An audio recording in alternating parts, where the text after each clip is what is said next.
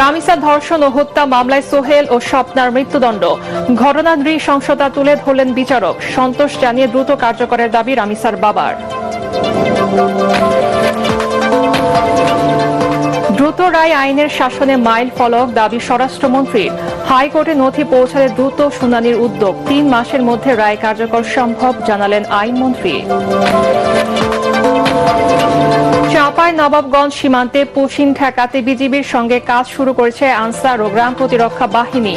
নজরদারি জোরদার ও জনসচেতনতা বাড়ানোর লক্ষ্য।